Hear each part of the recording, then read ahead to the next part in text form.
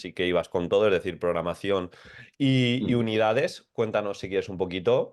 Vamos a meternos ahora con el propio documento, que me acuerdo yo, sobre todo al principio, que tenías bastantes miedos por lo mismo, porque nunca habías programado, nunca Sí. habías tenido esa experiencia y para que veáis un poco, o sea, luego le ha ido tremendamente bien sin haber trabajado nunca. Entonces, en ese sentido, opositar un poquito, modo tabula rasa, a ver qué tal va. Cuéntanos. Sí, pues la programación sí que fue un documento que me llevó bastante tiempo, que me comí mucho la cabeza y que tuve también muchos problemas, porque, por ejemplo, en mi caso, estábamos con el cambio del decreto autonómico nuevo, entonces yo empecé la programación, como no teníamos decreto en Euskadi, me empecé la programación basándome en la LOMLOE y en el Real Decreto, pero luego, cuando salieron las oposiciones, salió el decreto nuevo, cambió, entonces también tuve que adaptar todo. Tuve que adaptar las estrategias de aprendizaje, tuve que adaptar las competencias que había específicas porque eran un poco diferentes al Real Decreto. Yo también me llevo tiempo, eran muchos cambios, era todo el rato cambiar cosas, yo siempre buscaba la perfección, hacerlo perfecto, que esté muy bien hecho y todo el día era para mejorar, todo eran dudas. Pero bueno, sí que al final fue bien, sí que agradezco mucho tu ayuda porque se notaba mucho esos ejemplos que me dabas tú, el hecho de hacerlo práctico. Y bueno, sí que lo primero que hice es intentar pensar cómo voy a distribuir ese año de la programación didáctica, que es lo que iba a trabajar con mi alumnado. Y ya que es una programación que yo iba a hacer y que le iba a poner mi cariño, yo soy un amante de los hábitos saludables, del ejercicio físico, de alimentación, del ámbito emocional. Entonces sí que incidí mucho en la programación didáctica. Mi labor, o sea, mi objetivo como docente o como profesor era que mi alumnado saliese mejor de mis clases y para eso quería crear, uno, experiencias de aprendizaje positivas y dos, quería mejorar los hábitos saludables. Y ese fue el objetivo principal de mi programación y un poco en base a eso fui construyendo todo. Entonces sí que intenté meter pues un poco todo lo que había ido estudiando recientemente en los libros, en las formaciones. Entonces me centré mucho en cada trimestre organizarlo a nivel de un tema concreto. En primer lugar, en el primer trimestre lo trabajé sobre todo a nivel de valores que se adquieren a través de la actividad física, el respeto, la cooperación. En el segundo trimestre trabajé muchísimo los hábitos saludables, la nutrición, el ejercicio físico, el entrenamiento de fuerza también. Y luego el tercer trimestre, ya que yo quería salir del clásico fútbol y el baloncesto que me casan un poco y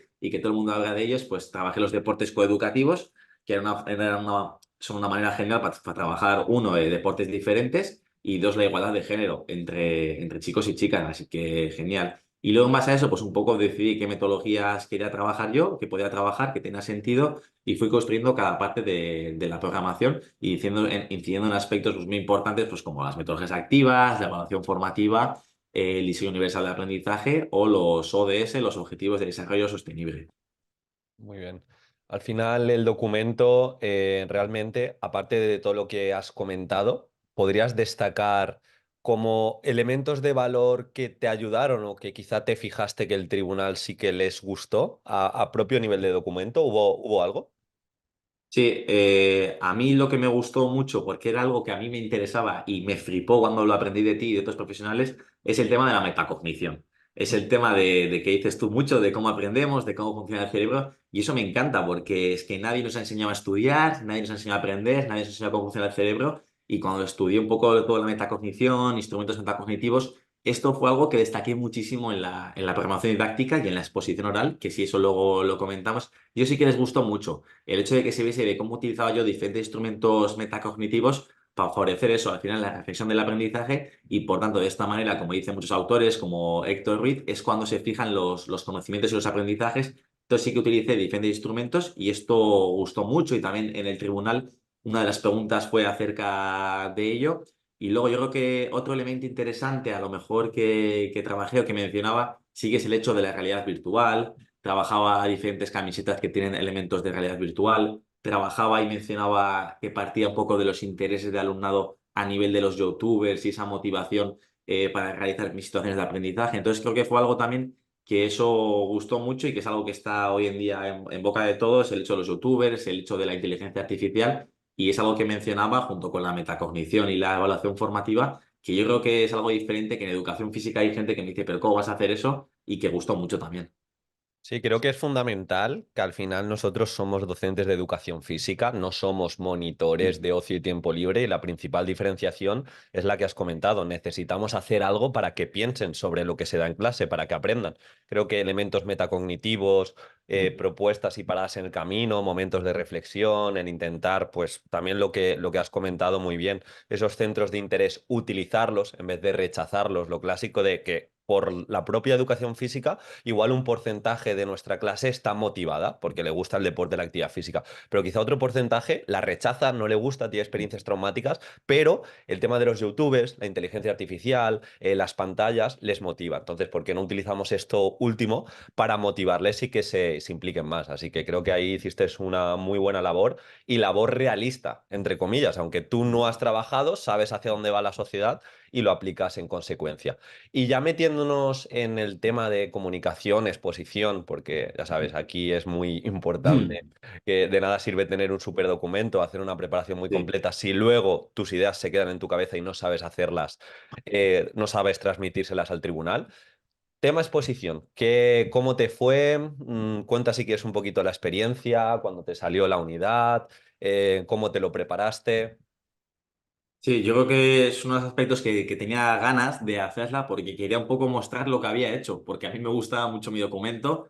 Creo que yo había estudiado mucho, que he leído mucho, he escuchado muchos podcasts y tenía mucho conocimiento y quería que eso se viese. Por un lado, entonces tenía ganas de la exposición, sí que intenté prepararla, siempre me hubiera gustado prepararla más, porque en este caso, que no lo he dicho, yo cuando empecé la preparación para la oposición, yo trabajo como entrenador en un gimnasio, por tanto tengo menos tiempo, llevo mi proyecto personal y luego, además de compaginar esto con la preparación, yo este año decidí también estudiar el CAP, el máster para ser profesor de educación física secundaria. Entonces, todo esto me hizo, por un lado, que tuviese menos tiempo para preparar todo, pero bueno, aún así sí que la exposición intenté prepararla varias veces, crear un guión el cual seguir, el cómo destacar, el cómo empezar, cómo hacer una introducción para apelar un poco a las emociones, qué storytelling podía hacer. Y eso lo preparé muchísimo. Luego, por otro lado, me grabé, que es el tópico y todo el mundo sabemos, pero que a veces no lo hacemos y cuando te grabas ves muchísimos fallos, ya sea de corporal, ya sea de la velocidad que estás hablando, ya sea de si vocalizas o no, si te has dejado algo. Entonces, estas fueron dos cosas que son básicas y que todos sabemos, pero que a veces no hacemos y que preparé mucho el guión y la exposición. Y luego sí que quiero decir que en mi caso me fue bien, empecé nervioso, yo creo que como todo el mundo, hablando rápido, estás en una sala donde tienes que colocar el proyecto rápido, donde el tiempo empieza a correr, pero a medida que fui hablando me fui soltando un poco más y creo que gustó mucho, sí que lo hice muy práctico y quise mostrar en todo momento en esa exposición didáctica, yo tuve dos objetivos. Uno, que se viese mi pasión, porque es que a mí el movimiento, la educación física, el ejercicio me encanta y es algo que quería que se viese. Y luego, por otro lado, sí que destaqué mucho que el objetivo de programación didáctica era, uno, que el alumnado tuviese experiencias de aprendizaje positivas y dos, que se moviesen más. Entonces, quería hacerles ver cómo lo que yo he hecho es para algo. Y por eso destaqué en la exposición, oye, que vivimos en una sociedad donde prácticamente todo el mundo es sedentario, donde tenemos un tercio de alumnado que es sedentario, donde tenemos o sea, 2 de cada 3 alumnos no llegan a los requerimientos mínimos de actividad física. Entonces, destaqué un poco todos esos datos para hacerles ver cómo mi programación didáctica quería dar respuesta a esto. Y también les mencionaba, por ejemplo, en la exposición, como, oye, vosotros veis en los patios los paquetes, la comida que come el alumnado, y ya sabemos que tienen malos hábitos, y oye, que mi objetivo con la programación es esta, es que entre todos ayudemos a mejorar un poco esto, y yo creo que eso les gustó. Yo creo que eso les gustó, intenté hacerlo práctico. También yo, por ejemplo, me fui soltando más. Yo soy más bromista, aunque me da cosa al principio. Y también les mencioné, oye, prácticamente todos los alumnos, pues eso, están en el colegio sentados, comen sentados, van en autobús sentados, van a la academia de inglés sentados, hacen los deberes sentados, cenan sentados. Y les dije, y también hay gente que está escuchando esta programación didáctica y está sentada, ¿sabes? Y apelé un poco a ellos también para que ellos viesen también que su estilo de vida a veces también es sedentario y también se rieron y les gustó mucho y bueno, intenté estar cercano, empatizar un poco con el tribunal y que viesen que, oye, que yo quería ayudar, que había estudiado mucho y un poco todo eso. Luego también mencioné, por ejemplo, en la exposición de la programación didáctica, que a lo mejor no venía al cuento, yo mencioné también que para crear todo esto yo me voy a formar mucho con los podcasts. Mencioné el tema de la metacognición y luego ellos, los profesores del tribunal, fueron los que me preguntaban por diferentes podcasts. que esto fue algo que me gustó mucho porque, oye, que a mí es una forma de aprender que me encanta y estoy seguro que muchos docentes no conocen buenas entrevistas a Mariana Morales, a mucha gente que les puede ayudar, así que eso también lo destaqué. Y bueno, en mi caso, que creo que gustó mucho, que fue un elemento que la gente, según lo saqué, sonrió, vi miradas, fue el hecho de que creé un Canva para cada miembro del tribunal. Pues yo llevaba 6 Canvas por 8 situaciones de aprendizaje, llevaba muchos Canvas impresos y no solo lo expuse en el proyector que llevé, sino que cada docente le di un Canva impreso y la verdad que les gustó mucho porque vi las sonrisas, vi cómo lo miraban, les puse un código QRL que donde aportaba todos los instrumentos de evaluación, los diferentes canales de podcast que yo había utilizado para aprender y eso les gustó muchísimo. Y luego después de la exposición nos quedamos a hablar de eso y yo creo que fue un punto chulo. Y luego quiero decir que antes he mencionado que yo este